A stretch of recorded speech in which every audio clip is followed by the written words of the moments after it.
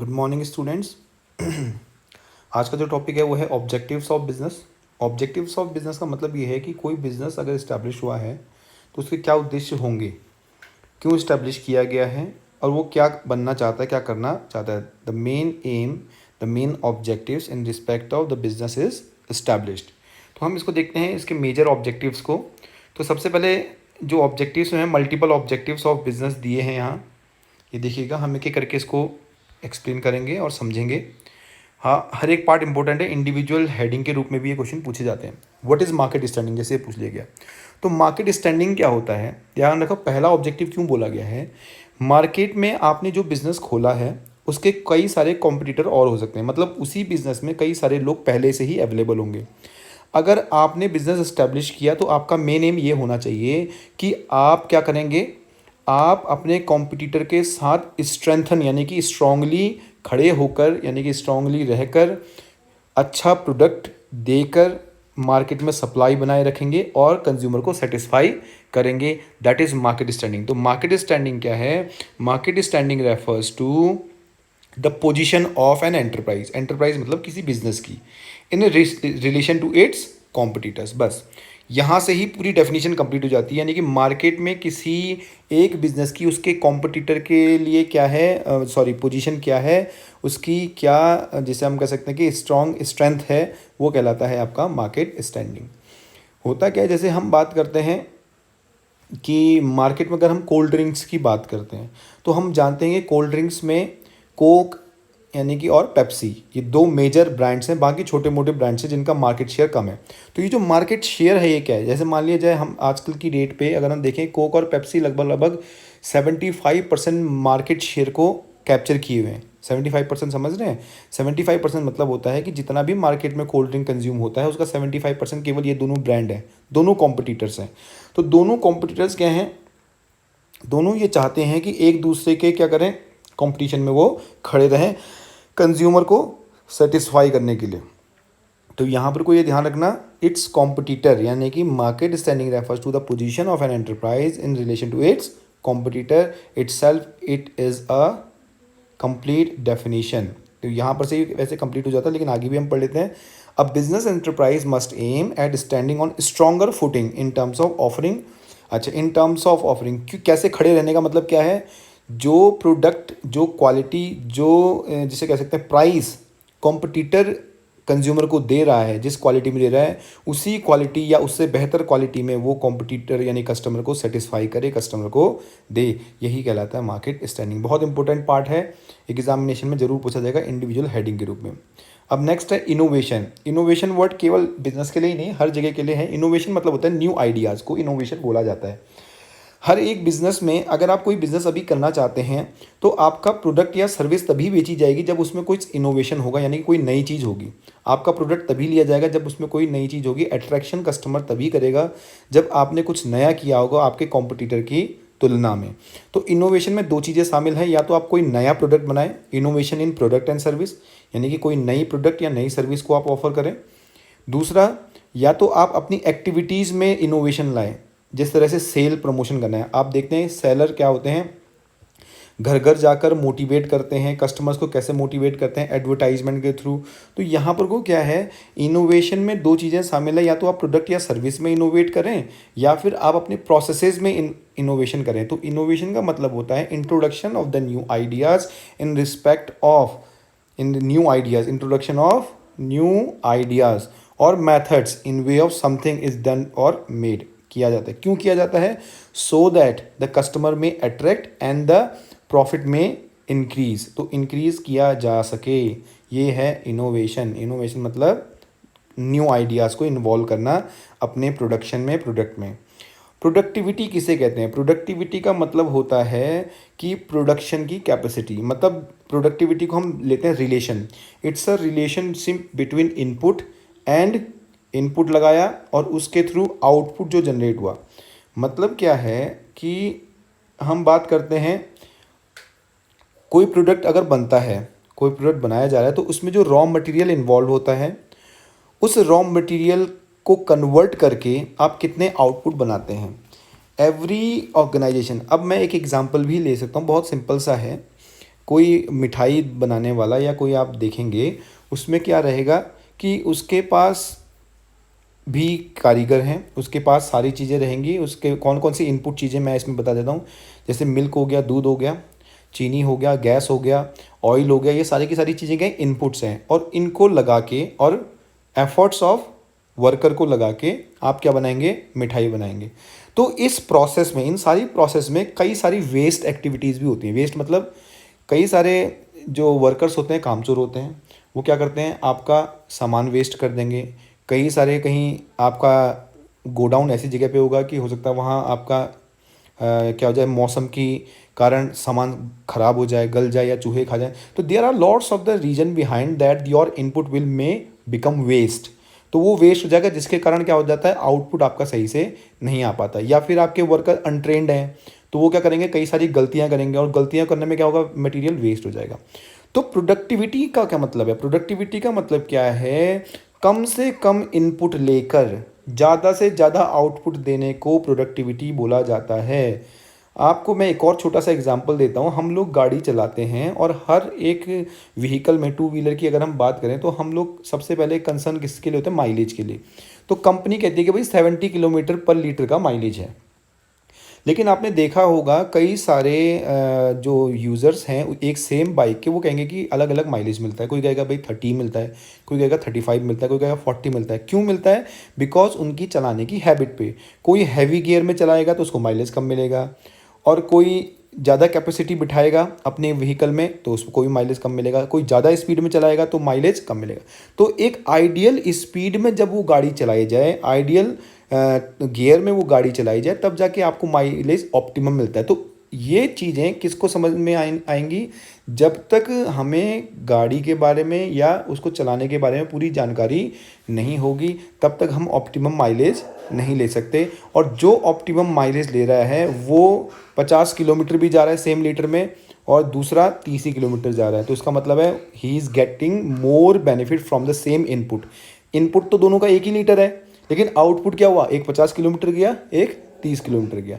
तो यहाँ पे प्रोडक्शन में भी यही होता है, इनपुट सेम लगाते हैं, प्रोडक्टिविटी जो अपनी बढ़ा पाए उससे बोला जाता है एफिशिएंसी। उसको क्या बोला जाता है, एफिशिएंसी। जो प्रोडक्टिविटी अगर आप बढ़ाते हैं, तो यहाँ पे कोई एक वर्ड है एफिशिएंसी, देखिए मैं इसको रेड मार्क कर रहा हूँ। तो एफिशिएंसी ज़रूर होनी चाहिए। हमेशा ध्यान रखना, मार्केट में क्योंकि कंपटीशन इतना ज़्यादा है, तो आप प्रोडक्ट के प्राइस तो बढ़ा नहीं सकते, तो आप अपनी कॉस्ट को कैसे कम करोगे, कॉस्ट को रिड्यूस करने के लिए आप अपने वेस्टेज कम करेंगे, और यही है प्रोडक्टिविटी का कंसेप्ट। प्रोडक्टिविटी मीन्स क्या हो गया, productivity is ascertain by the comparing the value of output with the value of input. Output यानी कि जो प्रोडक्ट आपका बन रहा है और जो सामान आपने लगाया है। Maximum output from a minimum input में termed as a greater efficiency as well as productivity. Next topic पे आते हैं, physical and financial resources. Physical and financial resources किसी भी ऑर्गेनाइजेशन को, किसी भी बिजनेस को इस्टेब्लिश होने के लिए उसको कुछ रिसोर्सेज की ज़रूरत होती है। तो उसको दो पार्ट्स में डिवाइड किया जाता है, फिजिकल और फाइनेंशियल। फिजिकल रिसोर्स में क्या क्या शामिल हैं, plant, machinery, offices etcetera, furniture वगैरह, बिल्डिंग, ये सारी चीज़ें शामिल हैं। इसको भी ऑप्टिमम होना चाहिए। देखो आपने मशीन खरीदी तो वो भी क्या होनी चाहिए, बहुत अच्छी क्वालिटी की, अच्छी होनी चाहिए। ऑफिस जगह पे होना चाहिए, लैंड जो आपका बिल्डिंग है वो सही टाइम पे होनी चाहिए। तो यानी कि ये सारी चीज़ें क्या हैं, फिजिकल रिसोर्स हैं। आपने अपना बिजनेस ऐसी जगह पे खोल दिया जहाँ बिजनेस में कोई कस्टमर आ ही नहीं रहा, तो ये आपका वेस्टेज हो जाएगा। तो फिजिकल रिसोर्सेज भी चाहिए होते हैं, और फाइनेंशियल यानी कि पैसा भी चाहिए होता है। तो ऑर्गेनाइजेशन का मेन एम ये है कि the business has to procure physical as well as financial resources so that it can contribute in respect of the service and supplying of goods to the customer at its their for their satisfaction। तो ये physical and financial resource हो गया। Earning profit तो आपको पता ही है, कोई भी बिजनेस प्रॉफिट के लिए कमाया जाता है। प्रॉफिट जिसे लाइफ ब्लड भी बोला जाता है, बिना प्रॉफिट के बिजनेस का कोई औचित्य नहीं है। Every business has an aim in respect of earning profit. तो अर्निंग प्रॉफिट तो उसका ऑब्जेक्टिव होता ही है, ये मेन ऑब्जेक्टिव है। अब ये दो चीज़ें आपको देखो, मैनेजर्स परफॉर्मेंस और दूसरा लिखा गया वर्कर्स परफॉर्मेंस। तो यहाँ पर को दोनों ही चीज़ें क्या है, जब तक आपके वर्कर या मैनेजर अच्छे नहीं होंगे, यानी कि वो ट्रेंड नहीं होंगे ऑप्टिमम यूटिलाइजेशन, क्योंकि ध्यान रखो दो चीज़ें होती हैं।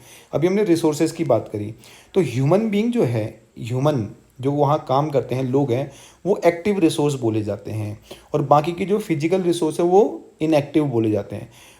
इनएक्टिव इसलिए बोले जाते हैं क्योंकि वो उनका अपना दिमाग नहीं होता, वो अपने हिसाब से काम नहीं करते हैं, तो उनको एक्टिवेट कौन करता है? ह्यूमन बीइंग, वहाँ काम करने वाले लोग। तो वहाँ काम करने वाले लोग जब तक निपुण नहीं होंगे, जब तक एफिशिएंट नहीं होंगे, जब तक ट्रेंड नहीं होंगे, तब तक आउटपुट नहीं मिल पाएगा जितना बिजनेस को चाहिए, प्रॉफिट नहीं कमा पाएगा। तो यहाँ पर को दोनों चीज़ें दे रखी हैं कि मैनेजर्स की परफॉर्मेंस भी इंप्रूव होनी चाहिए, उनके डेवलपमेंट के लिए भी काम करना चाहिए बिजनेस को, और साथ ही साथ वर्कर के लिए भी लगातार ट्रेनिंग, उनके डेवलपमेंट का काम, उनको ट्रेन करना, ये दोनों काम होने चाहिए, सो दैट द बिजनेस में get the maximum benefit from these resources. एक वर्ड आ गया सोशल रिस्पॉन्सिबिलिटी, इसका अलग से इंडिपेंडेंट चैप्टर है। सोशल रिस्पॉन्सिबिलिटी क्या होता है, इसको समझते हैं थोड़ा सा। सोशल रिस्पॉन्सिबिलिटी को हम बोल सकते हैं ऑब्लिगेशन। एक वर्ड यहाँ पर को ऑब्लिगेशन जरूर लिखा होगा, बिल्कुल है। ऑब्लिगेशन, ऑब्लिगेशन मतलब होता है सोसाइटी क्या सोचती है एक बिजनेस के बारे में, यानी कि सोसाइटी में हम कौन लोग रहते हैं? हम सब लोग जो रहते हैं, हम सब लोग ये सोचते हैं कि एक बिजनेस को एक सोसाइटी के लिए क्या करना चाहिए। सपोज करते हैं एक बिजनेस इस्टेब्लिश होता है, वो क्या करता है? अपने कारखाने का कूड़ा रोड में फेंक देता है और उसी तरह से धुआं निकालता है। तो होता क्या है कि धीरे धीरे क्या होगा, सोसाइटी के लोग परेशान हो जाएंगे और हड़ताल करने लगेंगे, उसके सामने गेट बंद कर देंगे, तो क्या हो जाएगा? बिजनेस खत्म हो जाएगा। तो हर एक सोसाइटी क्या एक्सपेक्ट करती है किसी बिजनेस से? वो ये एक्सपेक्ट करती है कि आपके द्वारा किया गया काम सोसाइटी को हार्म नहीं करेगा। आप गुड क्वालिटी गुड्स निकालेंगे, यानी कि उसमें एडल्ट्रेशन नहीं होगा, किसी तरह का मिलावट नहीं होगी, किसी तरह की ऐसा चीज़ शामिल नहीं होगी जिससे कि सोसाइटी में रहने वाले लोगों की हेल्थ ख़राब हो। कोई ऐसे मेथड का इस्तेमाल नहीं करेंगे जिससे कि पॉल्यूशन बढ़े। तो दीज आर सोशल रिस्पॉन्सिबिलिटीज़। ये क्या है? सोशल रिस्पॉन्सिबिलिटी है। These obligation has to follow by the business organisation. ये बहुत इंपॉर्टेंट है, इसका इंडिपेंडेंट चैप्टर भी है, हम आगे पढ़ेंगे। अब आते हैं बहुत इंपॉर्टेंट टॉपिक पे, बिजनेस रिस्क।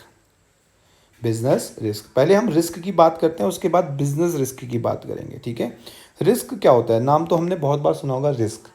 रिस्क देखा होता है कि किसी चीज़ के खोने का डर, समथिंग जो अभी हुआ नहीं है। रिस्क अभी हुआ, देखो रिस्क क्या है, अभी तो है नहीं, हम कहते हैं ना उसमें रिस्क है। रिस्क क्या चीज़ होती है? लूजिंग समथिंग, कुछ खोने का भय ही हमारे क्या है? रिस्क है। हमने कई बार सुना होगा नो रिस्क नो गेन, ठीक है। तो नो रिस्क नो गेन का मतलब क्या है? ये यहाँ पर को ध्यान रखना कि रिस्क का मतलब होता है अनसर्टेनिटी। अनसर्टेनिटी मतलब होता है अनसर्टेन, हम फ्यूचर के बारे में पता नहीं कर सकते कि क्या होने वाला है, और जब तक फ्यूचर अनसर्टेन रहेगा तो फ्यूचर के हर एक इवेंट में रिस्क रहेगा। बिजनेस क्या केवल एक दिन के लिए खोला जाता है? नहीं, बिजनेस फ्यूचर में चलाने के लिए खोला जाता है, और फ्यूचर अनसर्टेन है। अनसर्टेन है इसलिए हम बोलते हैं कि बिजनेस में रिस्क है। लाइफ में रिस्क है, हम इंश्योरेंस पॉलिसी ले लेते हैं, लाइफ में रिस्क है। क्या इंश्योरेंस पॉलिसी से हमारी जीवन बच जाता है? नहीं, फाइनेंशियल हेल्प होती है। तो वो रिस्क किसको कवर कर रहा है? हम पैसा बचा के क्यों रख रहे हैं? Because there are certain risk in our life, हमारी लाइफ में रिस्क है। तो रिस्क मतलब होता है अनसर्टेनिटी ऑफ एनी इवेंट, किसी इवेंट की जिसे कैसे अनिश्चितता, उसको बोला जाता है रिस्क। इसको आगे पढ़ते हैं हम। The term business risk refers to possibility of inadequate। अब बिजनेस के पॉइंट ऑफ व्यू से बोल रहा है, बिजनेस में किस चीज़ का रिस्क होगा? कहीं लॉस तो नहीं हो गया, उसी का तो रिस्क है। तो पॉसिबिलिटी ऑफ इनएडिक्वेट प्रॉफिट, या तो जितना प्रॉफिट आपने सोचा था उतना प्रॉफिट ना हो, अपर जिसे कैसे इनएडिक्वेट, अपर्याप्त, इनएडिक्वेट को बोलते हैं अपर्याप्त लाभ, इनएडिक्वेट प्रॉफिट हो जाए, या फिर लॉस, बिजनेस में कहीं लॉस तो नहीं हो जाए। आप समझिए, अगर आप कोई बिज़नेस खोलते हैं तो 10 बार आप सोचोगे कहीं लॉस तो नहीं हो जाएगा, कहीं मेरा पैसा डूब तो नहीं जाएगा। तो यही जो लॉस है, यही जो एक्सपेक्टेशन है, जो ये जो पॉसिबिलिटी है, इसे ही बोला जाता है रिस्क। लोग जो भी नया बिजनेस चलाते हैं, क्या उनको नहीं लगता होगा कि लॉस हो सकता है, लेकिन फिर भी वो पैसा लगाते हैं। तो यही तो है रिवॉर्ड। और उनका बिजनेस अगर चल जाता है तो क्या होता है? उनको फ़ायदा मिलता है। तो आपने रिस्क लिया तो इसमें क्या होता है? प्रॉफिट होता है। यही बात है, पॉसिबिलिटीज ऑफ इनएडिक्वेट प्रॉफिट और even losses due to uncertainties. Uncertainties क्योंकि सर्टेन नहीं है ना कोई चीज़, और unexpected event, unexpected events, uncertainty unexpected events, इसे बोला जाता है रिस्क। एग्जाम्पल भी दिया है, डिमांड और पर्टिकुलर प्रोडक्ट में डिक्रीज, हो सकता है कि भविष्य में आप जो सामान बेच रहे हैं उसकी डिमांड ही ना आए। हो सकता है कि कंज्यूमर आपसे चलकर दूसरे कॉम्पिटिटर के पास चले जाएं, आपका कॉम्पिटिटर आपसे अच्छा प्रोडक्ट बनाने लगे। तो देयर आर सेवरल रिस्क, बहुत सारे रिस्क हैं जो हो सकते हैं बिज़नेस में। इसके बावजूद हम बिज़नेस में पैसा लगा रहे हैं तो इसका मतलब है हम रिस्क ले रहे हैं। और रिस्क लेने के बाद अगर हमको मुनाफा हो जाता है, प्रॉफिट हो जाता है, तो इसे बोलते हैं रिवॉर्ड ऑफ रिस्क टेकिंग। हमें रिवॉर्ड मिला किस चीज़ का? हमने जो रिस्क लिया। ठीक है, तो इसीलिए तो business enterprise continuously face two type of risk. Business enterprise दो तरह के रिस्क रहता है, speculative and pure. Speculative risk involve both the possibilities of gain as well as the possibilities of loss. Speculative यानी कि हम तो अनुमान लगा रहे हैं, इसे बोलते हैं स्पेकुलेटिव रिस्क। अनुमान लगा रहे हैं, हो सकता है प्रॉफिट हो जाए, हो सकता है लॉस हो जाए। Speculative risk arises due to changes in the market condition. ये ध्यान रखना है, इसको पढ़ना आप लोग, लिखना जरूरी है। Changes in the market condition including fluctuations in the demand and supply. Demand कम हो जाए, बढ़ जाए, तो ये स्पेकुलेटिव रिस्क है, इसके बारे में आप अनुमान नहीं लगा सकते ज़्यादा। Changes in the price, changes in the fashion, taste वगैरह, कस्टमर का टेस्ट चेंज हो जाए, आपका प्रोडक्ट अच्छा नहीं लग रहा उनको, तो ये है स्पेकुलेटिव रिस्क।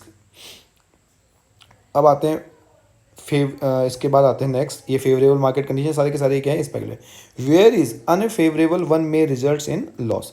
अब आते हैं प्योर रिस्क में। Pure risk involves only the, देखो, pure risk involve only the possibilities और ऑफ लॉस और नो लॉस। प्रॉफिट का कोई पॉसिबिलिटी नहीं होगा। प्योर रिस्क का मतलब होता है लॉस होगा ही होगा, इसे बोलते हैं pure risk.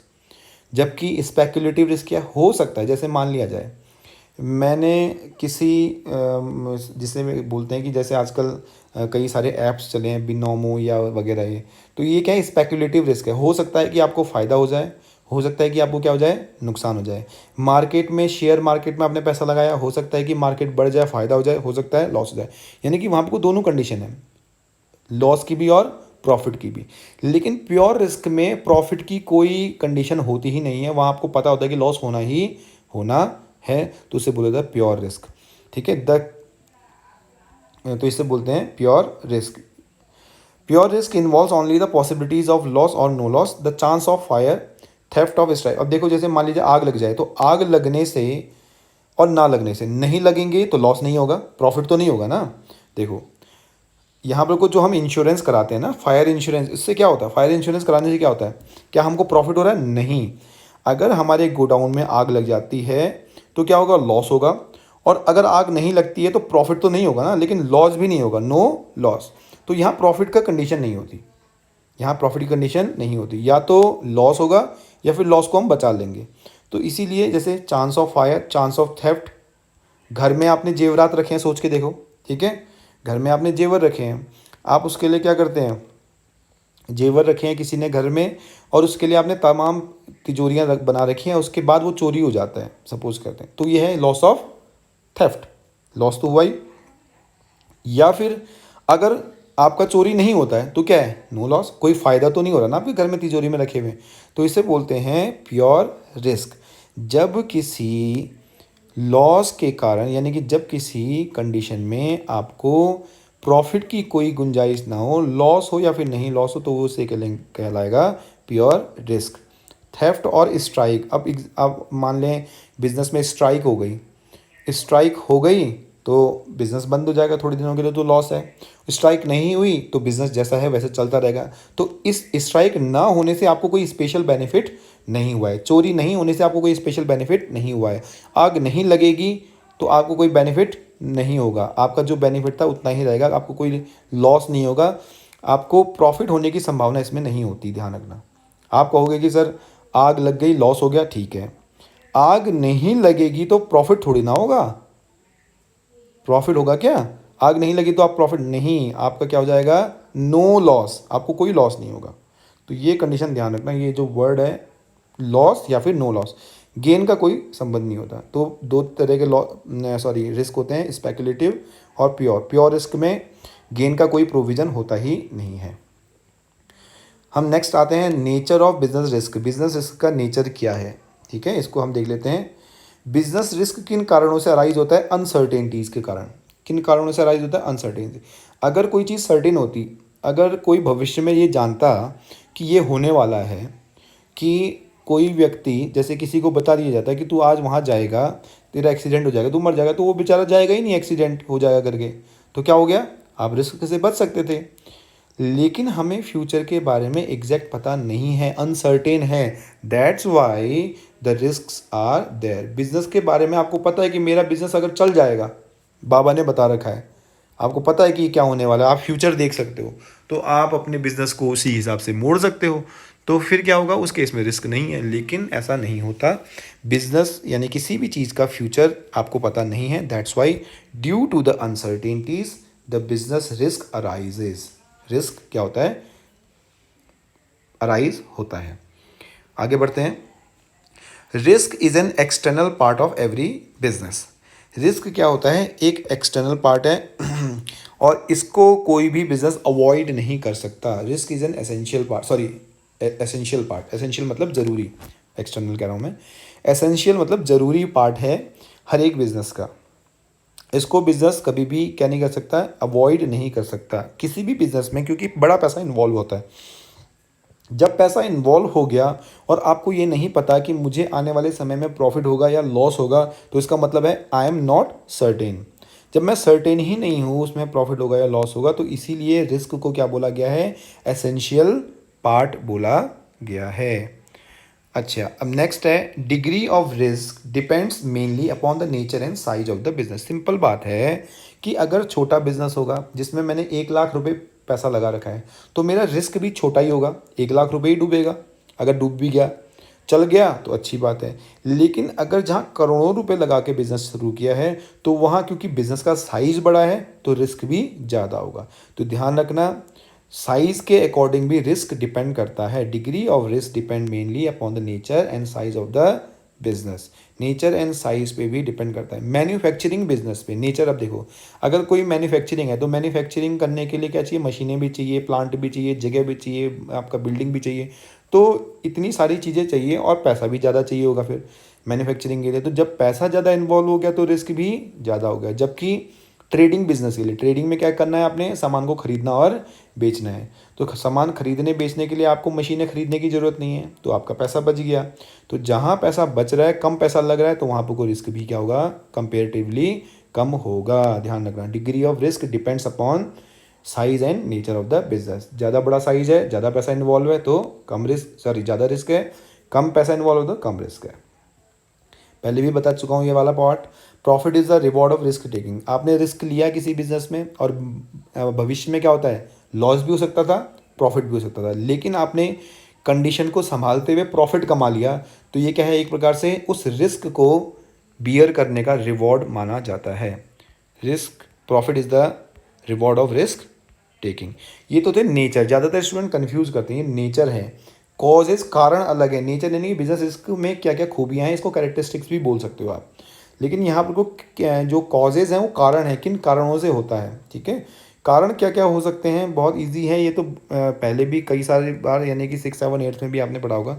Natural causes, human causes, economic causes. Natural causes क्या हैं, जिसपे beyond the control of the human being. Natural causes ऐसे कॉज होते हैं जो कि ह्यूमन की कंट्रोल से अलग होते हैं। जैसे बाढ़ आ गई, आपके दुकान में पानी घुस गया, सारा सामान पानी से भीग गया, ख़राब हो गया, तो क्या आप इसको रोक सकते थे, बाढ़ को रोक सकते थे, नहीं रोक सकते थे। क्या सुनामी को रोक सकते हो, क्या भूकंप को रोक सकते हो, नहीं रोक सकते। तो इसीलिए ये beyond the power of human being, but it can be minimised. इसको हम मिनिमाइज कर सकते हैं। नेचुरल कॉजेज से होने वाले रिस्क को हम रोक तो नहीं सकते नेचुरल कॉजेज को, लेकिन इससे होने वाले रिस्क को कम कर सकते हैं। कैसे कम कर सकते हो, आपने अर्थक्वेक रेसिस्टेंट मकान बना दिए, बिल्डिंग बना दी, आपने अपने बिजनेस को ग्राउंड फ्लोर से सेकंड फ्लोर पे बनाया, यानी कि हाइट ज़्यादा दे दी, जिसके कारण बाढ़ का पानी नहीं आ सके।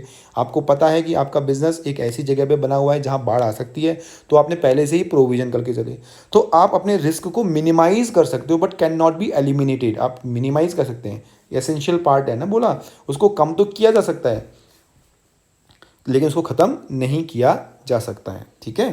तो ये है, natural causes can not be controlled by the human being but can be minimise. ध्यान रखें। ह्यूमन कॉजेज़ क्या हो सकते हैं, ह्यूमन कॉजेज़ क्या हैं, कभी कभार अनएक्सपेक्टेड इवेंट ऐसे हो जाते हैं कि ऑर्गेनाइजेशन में काम करने वाले लोग धोखा दे के चले जाते हैं, गबन कर लेते हैं, पैसा मार लिया, डिसऑनेस्टी है, केयरलेसनेस है, नेग्लिजेंस है, ये एम्प्लॉय के कारण क्या हो जाता है, लॉस हो जाता है। तो इसे बोलते हैं ह्यूमन लॉस, ह्यूमन कॉजेज़। इसको रोका जा सकता है ह्यूमन कॉजेज़ को। अच्छा, अब है इकोनॉमिक कॉजेज़। इकोनॉमिक कंडीशन के कारण मार्केट, यानी कि इंडिया की इकोनॉमिक कंडीशन। अब किसी बिज़नेस का इंडिया की इकोनॉमी में तो कंट्रोल नहीं होता। आप कंट्रोल नहीं कर सकते किसी की डिमांड कितनी होगी, पॉलिटिकल कंडीशन क्या है, प्राइसेस कैसे चेंज करें, इसमें भी बिज़नेस का कोई कंट्रोल नहीं होता है। ये ध्यान रखना है। इकोनॉमिक कॉजेज़, कंडीशन, कंपटीशन हो गया, जिसे हम बोलते हैं टेक्नोलॉजिकल हो गया, फाइनेंशियल प्रॉब्लम्स हो गया, पॉलिटिकल इंटरफेरेंस हो गया, बीजेपी कुछ और डिसीजन लेगी। जैसे बीजेपी क्या कर रही है, इंटरनेशनल मार्केट को इन्वॉल्व कर रही है अब इंडियन मार्केट में। तो इसका मतलब क्या है कि विदेशी लोग भी भारत में इन्वेस्ट करेंगे। तो ये कंडीशंस हैं, इकोनॉमिक कंडीशन बढ़ रही हैं कंपेरेटिवली अदर नेशन। हमारे यहाँ जो शेयर मार्केट है वो अब जा रहा है, क्यों? प्रॉफिट की एक्सपेक्टेशन ज़्यादा हो रही है, ज़्यादा कंपनियाँ आएंगी, इसलिए एक्सपेक्टेशन बढ़ रहा है। जबकि और जगह जो शेयर मार्केट है वो डाउन जा रहा है, क्योंकि उनकी इकोनॉमी अभी डाउन है। तो ये इकोनॉमिक कॉजेज़। अदर कॉजेज़ में हम ले सकते हैं, there are unfortunate event like political disturbance, यानी कि एक सरकार गिर गई, दूसरी सरकार आ गई अचानक से। मैकेनिकल फेलियर, ब्रस्टिंग, कोई बॉयलर ब्रस्ट हो गया, या ट्रांसफार्मर फेल हो गया, या मशीन टूट गई। तो ये होते हैं अदर रीजन्स। ये क्या होते हैं? अदर रीजन्स में आते हैं। तो ध्यान रखें, ये सारे रीजन्स भी इंपॉर्टेंट हैं एग्जाम के पॉइंट ऑफ व्यू से। पूरा रिस्क वाला पार्ट ही इंपॉर्टेंट है, इसको आपने समझना है। तो ये आपके आज का टॉपिक ये था। ये देखिएगा, स्टार्टिंग का बिजनेस बेसिक फैक्टर्स जो हैं स्टार्ट करने के, मेरे ख्याल से आज के सिलेबस में नहीं है। अगर होगा तो मैं इसके लिए एक वीडियो बनाऊंगा, नहीं होगा तो मैं आपको कल ये इंटीमेट कर दूंगा। आज के लिए इतना ही। Thank you very much.